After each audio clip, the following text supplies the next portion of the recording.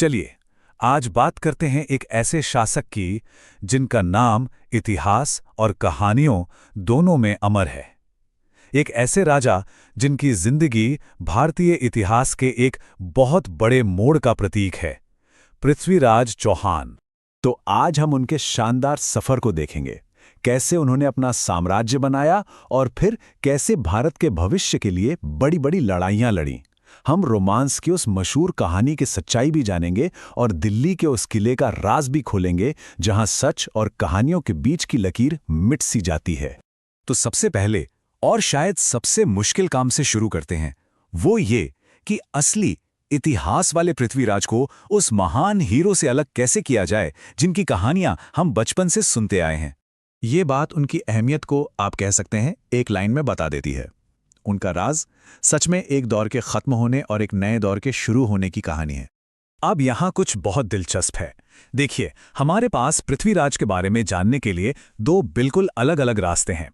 एक तरफ हैं पृथ्वीराज विजय जैसे संस्कृत ग्रंथ और उस दौर के शिलालेख जो ज्यादा भरोसेमंद हैं, और दूसरी तरफ है पृथ्वीराज रासो, एक महाकाव्य जो सदियों बाद लिखा गया। ये ऐतिहासिक तौर पर सटीक तो नहीं है, लेकिन सच यह है कि इसी किताब ने पृथ्वीराज की वो हीरो वाली छवि बनाई है जिसे आज हम सब जानते हैं। तो चलिए रासों की इन कहानियों से थोड़ा हटकर उस असली युवा राजा की बात करें जिसने अपनी ताकत साबित करने के लिए एक के बाद एक कई लड़ाइयां लड़ी। जरा सोचिए, सिर्फ 11 साल की उम्र में गद्दी पर बैठना। अपनी मां कर्पूर देवी की देखरेख में पृथ्वीराज ने बहुत तेजी से राजकाज सीखा। सबसे पहले उन्होंने अपने ही चचेरे भाई नागार्जुन के विद्रोह को कुचलकर घर के दुश्मनों को शांत किया, और फिर उन्होंने अपने राज्य की सीमाओं को बढ़ाना शुरू कर दिया, जैसे 1182 में चंदेलों की राजधानी महोबा पर उनका हमला। इन शुरुआती जीतों ने उन्हें एक ताकतवर राजा तो बना दिया, लेकिन साथ ही आसपास के राज्यों से उनकी दुश्मनी भी बढ़ा दी। अब आते हैं उस मशहूर किले पर जिसका नाम उनसे जुड़ा है, किला राय पिथौरा। पर सवाल ये है कि क्या सच में उन्होंने इसे बनाया था? तो देखिए, इसकी कहानी असल में शुरू होती है लालकोट से। ये किला तो चौहानों से भी पहले का है, जिसे तोमर वंश के राजाओं ने बनवाया था। यही दिल्ली का सबसे पहला यानी कि असली किला था। तो यहाँ सबसे जरूरी बात यह है कि दिल्ली पर कब्जा करने और किले को बड़ा बनाने का काम पृथ्वीराज का नहीं, बल्कि उनके चाचा विग्रहराज चतुर्थ का था।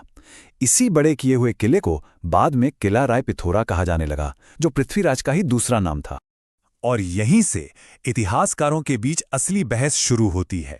बहुत से एक्सपर्ट्स को तो ये भी लगता है कि पृथ्वीराज शायद कभी दिल्ली में रहे ही नहीं। क्यों? क्योंकि सारे ऐतिहासिक रिकॉर्ड एक ही बात कहते हैं, उनकी राजधानी हमेशा अजमेर थी, दिल्ली नहीं। चलिए अब किले और लड़ाइयों से हटकर उस कहानी पर चलते हैं जो शायद पृथ्वीराज के नाम के साथ सबसे ज्यादा जुड़ी हुई है। रोमांस, दुश्मनी और ड्रामा से भरी हुई कहानी। पर क्या वो सच है? पृथ्वीराज रासो में लिखा है कि संयोगिता पृथ्वीराज से प्यार करती थीं। जब उनके पिता जयचंद ने स्वयंवर में पृथ्वीराज को नहीं बुलाया, तो वो एक हीरो की तरह आए और संयोगिता को कन्नौज से भगाकर दिल्ली ले गए। एकदम किसी फिल्म की कहानी लगती है ना? लेकिन जैसे ही हम इतिहास के पन्ने पलटते हैं, ये पूरी कहानी टूटकर बिखर जाती है। जैसा हमने अभी देखा, पृथ्वीराज की राजधानी तो अजमेर थी, दिल्ली तो पहले से ही उनके खानदान के कब्जे में थी। और सबसे बड़ा सबूत, संयोगिता के दादा कहे जाने वाले अनंगपाल तोमर पृथ्वीराज के पैदा होने से भी बहुत पहले गुजर चुके थे। उस दौर के किसी भी भरोसेमंद ग्रंथ में इस कहानी का कोई जिक्र तक नहीं है। प्यार और रोमांस की कहानियों से आगे बढ़कर अब हम आते हैं उनके शासन के उस सबसे बड़े और निर्णायक मोड़ पर। एक ऐसा संघर्ष जिसने हिंदुस्तान का भविष्य तय कर दिया, मोहम्मद गोरी का हमला। साल था 1191 और मैदान था तराइन का। दो बड़ी सेनाएं आमने सामने थीं। पृथ्वीराज ने राजपूत राजाओं का एक मजबूत गठबंधन बनाया और घुरिद सेना पर ऐसा जोरदार हमला किया कि उनके पैर उखड़ गए। मोहम्मद गोरी खुद बुरी तरह जख्मी हुआ और उसे मैदान छोड़कर भागना पड़ा। ये एक बहुत बड़ी और शानदार जीत थी, पृथ्वीराज के जीवन की सबसे बड़ी कामयाबी। लेकिन सिर्फ 1 साल बाद वही तराइन का मैदान एक भयानक हार का गवाह बना। इस बार मोहम्मद गोरी एक नई और चालाक चाल के साथ लौटा था। उसकी सेना ने हारकर भागने का नाटक किया। राजपूत सेना जोश में उनका पीछा करने लगी और जैसे ही राजपूत सैनिक थककर बिखर गए, गोरी ने अपना छिपा हुआ पत्ता खोला। 10,000 घुड़सवार तीरंदाजों की एक ताजा सेना, जिसने राजपूतों पर तीरों की बारिश कर दी और उन्हें संभलने का कोई मौका ही नहीं दिया। तो सवाल ये है कि सिर्फ 1 साल में ऐसा क्या बदल गया? जरा यहां देखिए। पहली लड़ाई में गोरी ने सीधा हमला किया, जिसका जवाब एक मजबूत राजपूत गठबंधन ने दिया। दूसरी लड़ाई में गोरी ने धोखे और रणनीति का इस्तेमाल किया।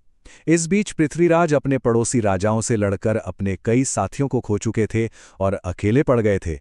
उनकी एक छोटी सी गलती ने उनकी हार पक्की कर दी। तराइन की हार के बाद पृथ्वीराज का आखिर हुआ क्या? और यहीं पर इतिहास फिर से धुंधला हो जाता है और किंवदंतियों को पनपने का मौका मिलता है।